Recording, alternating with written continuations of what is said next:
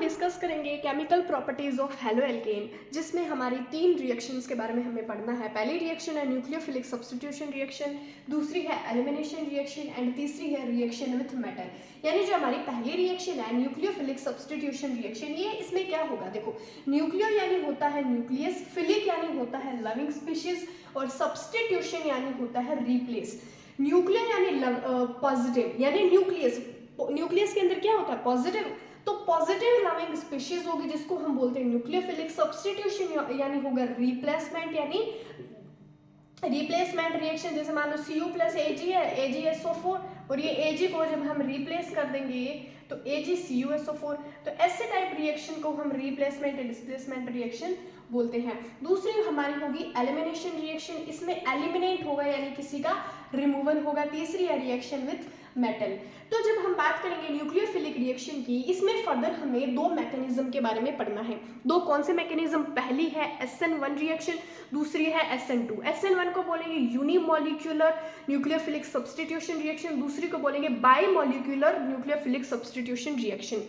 SN1 SN2 unimolecular bimolecular, uni यानी होता है यूनिक 1 और बाय यानी होता है 2, लेकिन इसमें काम उल्टा होगा, यूनि यानी 1, लेकिन ये जो SN1 रिएक्शन है ये 2 स्टेप में पूरी होगी। इट अकर्स इन 2 स्टेप, यानी ये 2 स्टेप में पूरी होगी। पहला स्टेप होगा slow and second one is fast. और जो हमारा सेकंड पॉइंट है वो है ऑर्डर। 3 डिग्री सबसे ज्यादा स्टेबल होगा, उसके बाद 2 डिग्री, उसके बाद 1 डिग्री। जो ऑर्डर होगा इसका 3 डिग्री से ज्यादा स्टेबल, 2 डिग्री, उसके बाद 1 डिग्री, सबसे कम स्टेबल होगा वो 1 डिग्री।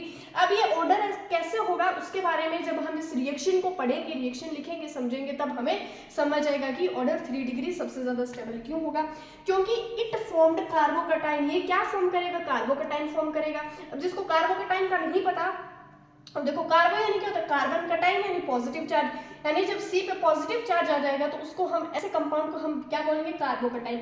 और इसमें वीक न्यूक्लियोफाइल की रिक्वायरमेंट होती है। वीक क्यों होती है, क्योंकि इसमें पहले एक तो ये 2 स्टेप में पूरा होता है और एक इसमें जो इसमें कार्बोकटाइन फॉर्म होता है, इसीलिए इसमें वीक न्यूक्लियोफाइल की रिक्वायरमेंट होती है। एक होता है polar protic solvent. Polar protic, देखो पोलर तो सबको पता ही होगा, जो पॉजिटिव नेगेटिव आयन में डिसोसिएट हो जाए, जो आयंस में क्या हो डिसोसिएट हो या अलग अलग आयंस में डिस्ट्रीब्यूटेड हो, तो पोलर। अब प्रोटिक का क्या मतलब होगा, प्रोटिक यानी प्रोटोन, प्रोटिक यानी क्या होगा, प्रोटोन, जो प्रोटोन, जिसके अंदर प्रोटोन हो। और अगला है हमारा है रेजेमिक मिक्सचर। अभी हम रेजेमिक मिक्सचर के बारे में नहीं जानते, लेकिन ये पॉइंट नोट कर लेना कि इसमें रेजेमिक मिक्सचर फॉर्म होता है और इसमें इन्वर्जन कंपाउंड फॉर्म होता है। अब अगर हम SN2 की बात करें तो ये एक स्टेप में पूरी हो जाती है, ये एक ही स्टेप में पूरी होगी। SN1 2 स्टेप में, 1 is slow and second one is fast. और अगला क्या है कि इसमें स्ट्रॉन्ग न्यूक्लियोफाइल की रिक्वायरमेंट होती है। और ये पोलर एप्रोटिक होता है, प्रोटिक यानी जिसमें प्रोटॉन हो, और ये होता है पोलर एप्रोटिक सोलवेंट। इसमें एप्रोटिक हम क्यों लेते हैं, क्योंकि इसमें जो न्यूक्लियोफाइल है, न्यूक्लियोफाइल पे चार्ज क्या कैसा है, नेगेटिव, क्योंकि loving species, positive loving species होगा तो क्या करेगा ये जो इधर इधर हम एप्रोटिक, अगर हम प्रोटिक ले लेंगे, प्रोटिक लेते हैं जिसके अंदर प्रोटॉन होगा, तो ये क्या आपस में क्या कर लेते हैं, रिएक्शन कर लेते हैं, रिएक्टिव हो जाते हैं। वो मैं आगे रिएक्शन में समझाऊंगी। इसका ऑर्डर इसका उल्टा होगा, इसमें 3 डिग्री सबसे स्टेबल था, इसमें 1 डिग्री सबसे स्टेबल, उसके बाद 2, उसके बाद 3, इन्वर्जन कंपाउंड फॉर्म और नो कार्बोकटाइन, इसके अंदर कार्बोकटाइन का फॉर्मेशन नहीं होता। अब अगर हम बात करें SN2 मैकेनिज्म की, तो SN2 मैकेनिज्म क्या कहता है वो समझेंगे। उससे पहले SN1 SN2 ये इसका डिफरेंस है, ये एग्जाम में बहुत बार पूछ लिया जाता है, what is difference between SN1 and SN2 mechanism. अगर हम SN2 मैकेनिज्म की बात करें तो इसको हम कैसे लिखेंगे, देखो हेलो एल्केन होता क्या है, जिसमें हाइड्रोजन का क्या हो, हाइड्रोजन का रिमूवल हो और किसका एडिशन किसकी होगी, हैलोजन की, उसको हम क्या बोलेंगे, हेलो एल्केन बोलेंगे। तो देखो जैसे मान लो मैं CH3 लेती हूँ, तो ये मैंने लिया C, ये मैंने C लिया, कार्बन एटम लिया, और इसके मैं ये किससे जुड़ा हुआ है, ये किससे अटैच है, हमारा हेलोजन से अटैच है, हेलोजन से अटैच है। और इधर हमने हाइड्रोजन ग्रुप लिया, जैसे मान लो CH3 और ये Cl है, तो मैं क्या इसको ऐसे लिख सकती हूँ, CClH, और इसको इधर लिख दूंगी, इसको इधर लिख दूंगी, लिख सकती हूँ ऐसे, ऑफ कोर्स लिख सकती हूँ। तो ये मैंने C लिखा, ये हेलोजन एटम कुछ भी हो सकता है, इधर क्लोरीन, ब्रोमीन, आयोडीन, फ्लोरीन कुछ भी हो सकता है, और ये हाइड्रोजन, और इधर मैं बॉन्ड बनाऊंगी, उसको हम बोलेंगे वेज बॉन्ड, जिसको मैं शो किससे करूंगी, R से शो कर दूंगी। ये आर से शो कर दिया। एक मैं बनाऊंगी डैश बॉन्ड जिसको मैं लिखूंगी आर डैश, ठीक है। ये होगा bond towards the observer, bond towards the observer,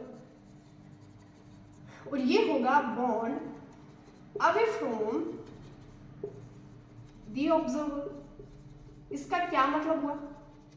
इसका ये मतलब हुआ, जैसे मान लो ये कोई कार्बन है, ये कार्बन है और इससे हेलोजन एटम जुड़ा हुआ है, ये कार्बन है, इससे हेलोजन एटम जुड़ा और ये एक प्लेन में एग्जिस्ट कर रहे हैं। किस में एग्जिस्ट कर रहे हैं? एक प्लेन बॉन्ड में एग्जिस्ट कर रहे हैं। अब जो इधर की तरफ एच लगा हुआ है, यानी इधर की तरफ जो बॉन्ड जुड़ा होगा कार्बन के, उसको हम क्या बोलेंगे? Bond away from the observer. और जो इधर की तरफ जुड़ा होगा उसको हम क्या बोलेंगे? Bond towards the observer. यानी मान लो आप ऑब्जर्व करने वाले हो और ये इधर बॉन्ड है, तो आप इस बॉन्ड को अच्छे से देख पाओगे। ये क्या है? बॉन्ड आपके सामने है, तो ये क्या हो जाएगा? Towards the observer. और ये वाला क्या हो जाएगा? अवे फ्रॉम द ऑब्जर्वर, यानी ये आपसे टुवर्ड्स है और ये आपके अवे है, ठीक है।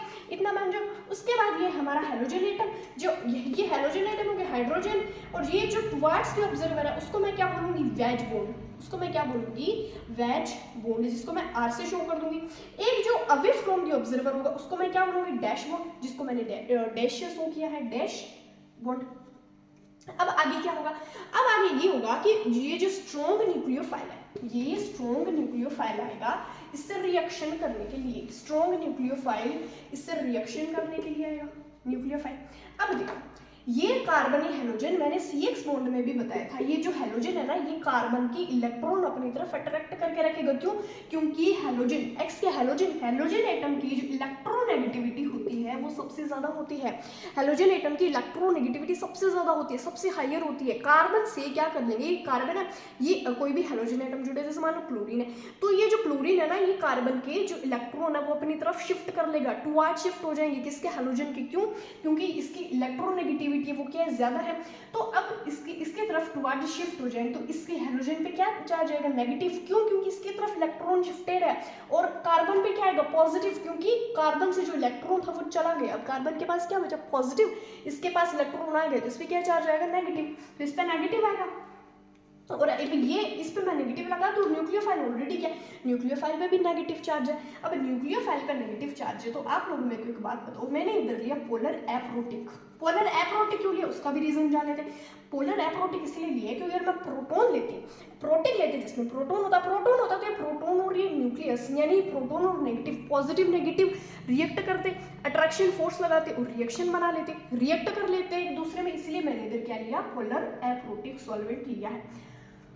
अब आगे देखो मैं क्या करूंगी। अब क्या होगा? ये जो न्यूक्लियस है ये इससे रिएक्शन करने के लिए जाएगा, तो क्या न्यूक्लियस इससे रिएक्शन कर पाएगा? नहीं कर पाएगा। क्यों नहीं कर पाएगा?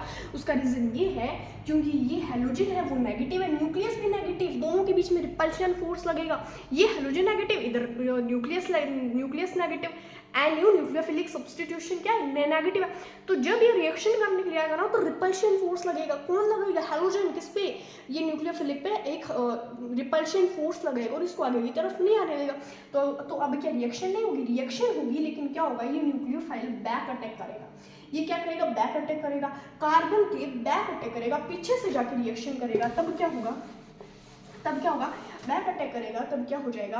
जैसे मान लो C है, ये X और इधर हमारा न्यूक्लियोफिलिक आके ऐड हो गया, इधर न्यूक्लियोफिलिक आके ऐड हो गया, तो ये H को इधर रिप्लेस कर देगा, H को क्या कर देगा? इधर रिप्लेस कर देगा। और ये हमारा R और ये R डैश बॉन्ड, ये वेज बॉन्ड और ये डैश बॉन्ड। सो इस तरह हमारा ये हमें प्रोडक्ट मिल जाएगा और इसको हम क्या बोलते हैं? Inversion compound form. इन्वर्जन कैसे बोला है? क्योंकि इसमें क्या हुआ? बैक अटैक, पीछे की तरफ जाके अटैक किया। जैसे मान लो ये इधर कार्बन था, हेलोजन और इधर न्यूक्लियोफाइल था, तो सीधा तो अटैच हो नहीं सकता था, रिपल्शन फोर्स लगता। तो इसीलिए न्यूक्लियोफाइल ने क्या किया? ऐसे बैक अटैक किया, ऐसे पीछे की तरफ आके अटैक किया। तो पीछे की तरफ आके अटैक करेगा तो हम इसको क्या बोलेंगे? इन्वर्जन यानी पीछे की तरफ आके अटैक करना, बैक अटैक करना। तो ये हो जाएगा हमारा इन्वर्जन कंपाउंड। अब हम इसकी बात करेंगे ऑर्डर की। ऑर्डर हमने इसका क्या देखा था, 1 डिग्री सबसे स्टेबल, उसके बाद 2 डिग्री, उसके बाद 3 डिग्री। इसका क्या मतलब हुआ, इसका ये मतलब हुआ जैसे मान लो कि इधर ये 3 डिग्री होता, ये कार्बन 3 डिग्री होता, तो न्यूक्लियोफिलिक यानी न्यूक्लियस के लिए इसके साथ रिएक्ट करना, इस पे अटैक करना थोड़ा टफ हो जाता, क्योंकि अगर ये 3 डिग्री होता तो एक ब्रांचिंग स्ट्रक्चर बन जाती, इसको ब्रांचिंग स्ट्रक्चर बन जाती तो न्यूक्लियोफिलिक के लिए थोड़ा टफ होता, न्यूक्लियोफिलिक के लिए टफ होता, मुश्किल होता, कठिन होता कि अब इतने बड़े बड़े इस पे ग्रुप लगे तो वो कैसे जाके अटैक करेगा। 2 डिग्री होता तब भी थोड़ी मुश्किल होती, लेकिन ये प्लान बॉन्ड में एग्जिस्ट कर रही है, इधर न्यूक्लियोफिलिक है तो न्यूक्लियोफिलिक अच्छे से आके बैक अटैक कर पाएगा, अच्छे से बैक अटैक कर पाएगा, अच्छे से आगे इसके साथ रिएक्शन कर पाएगा, जुड़ जाएगा, अटैच हो जाएगा। लेकिन ये भारी भरकम बड़े बड़े ग्रुप लगे होते, जैसे मान लो ऐसे होता, ये इधर CH3, इधर CH3 और ये इधर ऐसे बड़े बड़े बॉन्ड लगे होते, बड़े ग्रुप लगे होते, तो न्यूक्लियोफिलिक के लिए थोड़ा टफ हो जाता है, इसीलिए इसमें सबसे स्टेबल होता है 1 डिग्री, प्लान बॉन्ड में बहुत अच्छे से रिएक्शन हो जाएगी, उसके बाद 2, उसके बाद 3 डिग्री। ये हमने SN2 रिएक्शन मैकेनिज्म कंप्लीट कर लिया। अब हम बात करेंगे SN1। सो यही हमारा SN2 है, और SN1 में क्या होगा, वो 2 स्टेप में कंप्लीट होगी, 2 स्टेप्स, 2 स्टेप, कौन सी, SN1 मैकेनिज्म, जिसको यूनिमॉलिक्यूलर बोला जाता है। इसमें जो काम होगा वो नाम के विपरीत होगा। कैसे, इसमें 2 स्टेप कैसे होंगे, वही CH, ये R बॉन्ड, ये R डैश बॉन्ड, यही इसी तरह होगा, ये X है, और इसमें क्या, न्यूक्लियोफिलिक आके रिएक्शन करेगा। न्यूक्लियोफिलिक आने से पहले इसमें क्या हो जाएगा, देखो पोलर प्रोटिक सॉल्वेंट लेंगे, पहली बात तो ये पोलर प्रोटिक यानी प्रोटॉन जिसके अंदर हो वो हमने सॉल्वेंट लिए। अब क्या होगा, ये जो हैलोजन है ना, ये हैलोजन क्या करेगा, ये हैलोजन ये करेगा, ये इससे अपने इलेक्ट्रॉन लेगा। देखो हैलोजन की तरफ इलेक्ट्रॉन शिफ्ट तो हो ही रखे होंगे, क्यों हो रखे होंगे, क्योंकि मोल इलेक्ट्रॉन नेगेटिव है, तो इसकी तरफ इलेक्ट्रॉन शिफ्टेड तो हो ही रखे हैं, इलेक्ट्रॉन शिफ्टेड हो रखे, इसमें हैलोजन चीटिंग कर लेगा।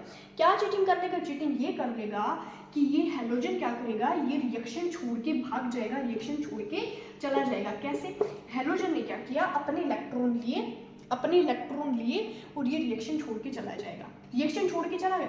अब जब ये हैलोजन चला गया, इस पे नेगेटिव चार्ज आ गया, और कार्बन से क्या ले गया, कार्बन से इलेक्ट्रॉन ले गया। जैसे मान लो मैं कार्बन और एक हैलोजन मेरे साथ ऐड था, तो मेरे इलेक्ट्रॉन अगर कार्बन ले जाएगा तो मुझ पे क्या चार्ज आ जाएगा, पॉजिटिव। हैलोजन जिसको जो ले गया इलेक्ट्रॉन, उसके पास नेगेटिव एनर्जी यानी उस पर इलेक्ट्रॉन नेगेटिव चार्ज आएगा, और मेरे पास पॉजिटिव चार्ज आ जाएगा, तो कार्बोकटाइन यानी C पे पॉजिटिव चार्ज आएगा, और यही हमारा क्या फॉर्म हो गया, कार्बोकटाइन फॉर्म हो गया। क्यों, क्योंकि हैलोजन रिएक्शन छोड़ के भाग गया था, हैलोजन ने क्या किया, अपने इलेक्ट्रॉन लिए और ये प्रोटिक यानी प्रोटॉन के साथ रिएक्शन करके वो भाग गया, कुल मिला के इधर रिएक्शन में पार्टिसिपेट नहीं कर रहा। अब आगे क्या होगा, अब आगे ये होगा, क्या ये रिएक्शन स्टॉप हो जाएगी, नहीं, रिएक्शन स्टॉप नहीं होगी। ये था हमारा फर्स्ट स्टेप या फर्स्ट स्टेप बोल सकते हैं। अब हम बात करेंगे सेकंड स्टेप की। सेकंड स्टेप में क्या होगा, यही वापस कार्बोकटाइन के साथ कौन रिएक्ट करेगा, कार्बोकटाइन के साथ स्ट्रॉन्ग न्यूक्लियोफिलिक रिएक्ट करेगा। इसमें हम वीक न्यूक्लियोफिलिक, इसमें हमने वीक न्यूक्लियोफाइल क्यों लिया, क्योंकि पहली बात ये रिएक्शन 2 स्टेप में होती है, पहले में स्ट्रॉन्ग कार्बोकटाइन बनता है, इसलिए वीक न्यूक्लियोफिलिक भी आके अच्छे से इसके साथ रिएक्शन कर लेगा, अटैच हो जाएगी, इसलिए इसमें स्ट्रॉन्ग न्यूक्लियोफाइल की रिक्वायरमेंट नहीं होती।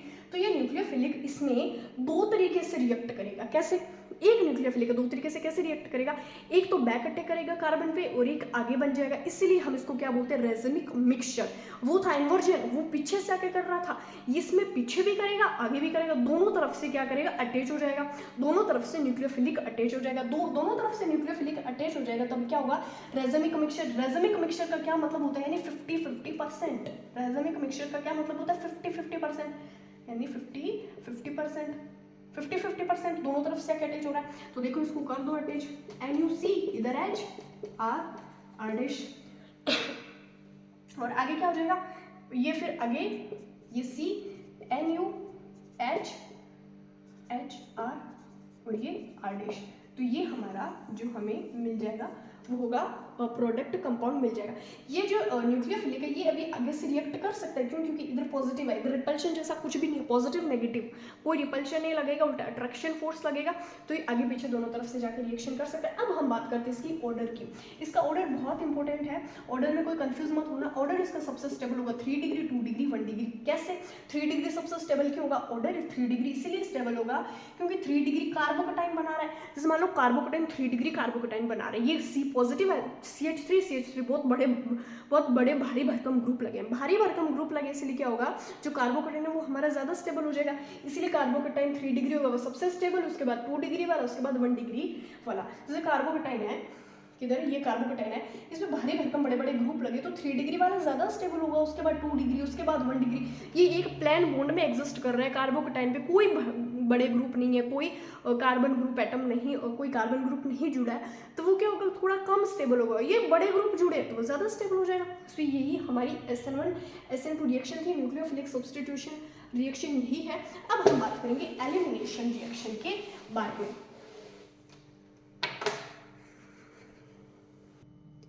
अब हम बात करेंगे एलिमिनेशन रिएक्शन। एलिमिनेशन रिएक्शन या इसको हम क्या बोलेंगे, डिहाइड्रोहेलोजिनेशन या बिट्टा एलिमिनेशन भी हम इसको बोलते हैं, बिट्टा एलिमिनेशन। देखो पहले इसका नाम समझो। एलिमिनेशन यानी क्या होता है, यानी एलिमिनेट होना किसका, एलिमिनेशन का मतलब हम रिमूव से भी समझ सकते हैं, रिमूव से। डिहाइड्रो का मतलब क्या होता है, रिमूव। आगे क्या लिखा है, हेलोजिनेशन यानी हेलोजन किसका रिमूव, हेलोजन का रिमूव। किसका रिमूव, हेलोजन का रिमूव होगा। जो एलिमिनेशन रिएक्शन है उसमें हेलोजन का रिमूव होगा। कैसे, वो देखते हैं। जैसे मान लो मेरे पास ये रिएक्शन है CH3 CH2 और Cl, मेरे पास ये रिएक्शन है, और ये रिएक्शन किसकी प्रेजेंस में होगी, एल्कोहलिक KOH या NaOH, या तो सोडियम हाइड्रोक्साइड या पोटेशियम हाइड्रोक्साइड के प्रेजेंस में रिएक्शन होगी। ये जो रिएजेंट है इसको याद रखना बहुत ज़्यादा इंपॉर्टेंट है कि इसके बेसिस पे कन्वर्जन के क्वेश्चंस आते हैं। इसे एल्कोहलिक KOH एल्कोहलिक NaOH के प्रेजेंस में रिएक्शन हो रही है, इसको प्लीज़ मत भूलना, ये बहुत ज़्यादा इंपॉर्टेंट होगा। सो अभी हमारी एलिमिनेशन रिएक्शन कैसे होगी, देखो एलिमिनेशन के अकॉर्डिंग जो हाइड्रोजन एटम से जो कार्बन अटैच है वो होगा अल्फा, वो क्या होगा अल्फा ग्रुप, और जो ये जो अल्फा के पास वाला है वो क्या होगा, बीटा, अल्फा बीटा। जो हेलोजन के पास है वो हो जाएगा अल्फा और ये हो जाएगा बीटा। अब क्या होगा, इसमें रिमूवल किसका होगा, हेलोजिनेशन का। कैसे होगा, इस रूल के इस रिएक्शन के अकॉर्डिंग क्या होता है, जो हेलोजन से ग्रुप अटैच होता है, हेलोजन इसमें एलिमिनेट हो जाता है, हेलोजन रिमूव हो जाता है और अपने इलेक्ट्रॉन पास वाले अल्फा कार्बन को देके चला जाता है। तो इसमें कैसे होगा, CH3 डबल बॉन्ड CH2, ये हमारी रिएक्शन ऐसे परफॉर्म हो जाएगी। इसमें क्या हुआ, जो Cl था वो तो चला गया, Cl चला गया तो पास वाले अल्फा कार्बन को क्या देंगे, अपने इलेक्ट्रॉन्स देंगे, तो इस पर क्या आ गया, डबल बॉन्ड परफॉर्म हो गया। अब आगे अगर हम बात करें, ये रिएक्शन इतनी ही थी, ये रिएक्शन बनती है सैडजेफ रूल से, जिसमें माइनर और मेजर प्रोडक्ट बनेगा सैडजेफ से। सैडजेफ स्पेलिंग एनसीईआरटी बुक से मैच कर सकते हो, मेजर सैडजेफ से, और माइनर हॉफमान। माइनर किससे बनेगा, हॉफमान प्रोडक्ट सैडजेफ। अगर जो कोई अब इसमें मान लो मेजर यानी ज़्यादा क्वांटिटी पे बन रहा है तो वो तो होगा सैडजेफ, और माइनर वो क्या होगा, हॉफमान। अब अगर हम बात करें रिएक्शन विथ मेटल की, ये एलिमिनेशन रिएक्शन बहुत छोटी रिएक्शन थी, इतनी थी। अब हम बात करेंगे रिएक्शन विथ मेटल। अब इससे क्या समझ आ रहा है, यानी जो रिएक्शन होगी वो मेटल के साथ होगी। तो करवा दे एक रिएक्शन, जैसे मान लो मैं ये रिएक्शन करवा देती हूँ। ये क्या है, R क्या है, कार्बन ग्रुप एटम, X क्या है, हेलोजन, Mg जो मैग्नीशियम, जो हमारा क्या है मैग्नीशियम मेटल। सो आगे अगर मैं ये रिएक्शन करवाऊँ in the presence of dry ether क्या है, रिएजेंट है, एक गुड रिएजेंट है, एक गुड कैटलिस्ट है जो रेट रिएक्शन को इंक्रीज कर देता है। तो अब आगे ये मैंने जो देखो हेलो एल्केन की जो जनरल रिप्रेजेंटेशन होती है ना वो RX होती है। R क्या कार्बन ग्रुप और ये क्या X हेलोजन। तो जब मैं इसकी रिएक्शन करवाऊंगी तो R क्या है, कार्बन पे क्या आएगा पॉजिटिव, X हेलोजन पे नेगेटिव, मैग्नीशियम वैसे भी ये मेटल है तो इस पर क्या आएगा पॉजिटिव। तो इसमें क्या हो जाएगा, RMgX ऐसे अटैच हो जाएंगे, नेगेटिव पॉजिटिव ऐसे अटैच हो गए, CH3 ऐसे रहेगा, जिसको हम ग्रिग्नार्ड रिएजेंट की एंट्री हो गई है। तो आगे ये ग्रिग्नार्ड रिएजेंट हमारे एल्कोहल फिनोल ईथर वाले चैप्टर में बहुत बार आने वाला है। इसमें देखो क्या हुआ, फिर से देखो, जैसे मालूम मैं इधर CH3 ग्रुप लेती हूँ, ये Cl लिया मैंने और ये Mg, इतना मानते हो। उसके बाद मैंने क्या किया, मैंने Cl2 ले ली, ठीक है, और मैंने ड्राइथर के प्रेजेंस में रिएक्शन परफॉर्म की।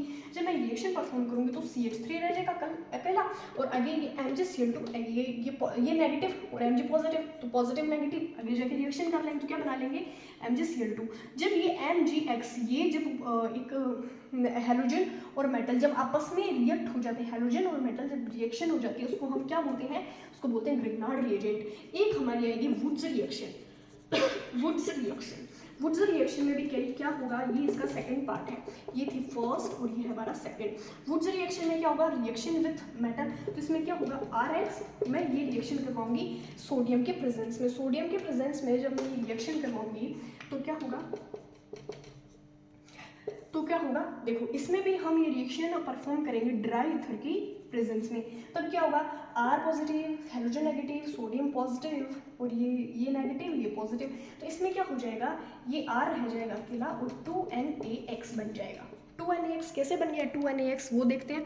मान लो अगर मैं ले लूँ CH3 और ये मैं ले लिया Cl, Na plus Cl CH3, मैं ये रिएक्शन करवा देती हूँ ड्राई ईथर की प्रेजेंस में, करवा दो तो क्या हो जाएगा, CH3 यानी C2H6 तो रह जाएगा अकेला और प्लस 2NaCl, ये कार्बन ये प्रोडक्ट हमें मिल जाएगा। क्योंकि मैंने मेटल के साथ रिएक्शन करवाया, तो मेटल तो जब हेलोजन के साथ ऐड होकर क्या सोल्ट बना लिया और ये इथेन का इधर हमारा फॉर्मेशन हो गया।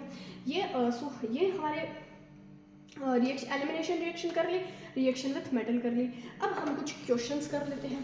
अब हम क्या कर लेते हैं, कुछ क्वेश्चन कर लेते हैं। जैसा मान लो अगर एक क्वेश्चन है कन्वर्जन का, कन्वर्जन बहुत बार पूछ लिया जाता है, तो मैं एक करवा देती हूँ। जैसे मान लो मेरे पास क्या है, क्लोरोब्यूटेन की मैं क्लोरोब्यूटेन से मेरे को क्या बनाना है, ब्यूट-टू-इन बनाना है। तो मैं क्या करूँगी, पहले हम क्लोरोब्यूटेन की स्ट्रक्चर बना लेते हैं। ब्यूटेन यानी 4, कितने कार्बन है मेरे पास 4 कार्बन है, ठीक है। और 4 कार्बन बना लिया, क्लोरो यानी क्लोरीन ऐड कर दिया। अब मेरे को इससे क्या बनाना है, ब्यूट-टू-इन बनाना है। ब्यूट-टू-इन यानी जैसे मान लो CH3 CH2 double bond CH CH2, ये मैंने रिएक्शन ले ली। ब्यूट-टू-इन का क्या मतलब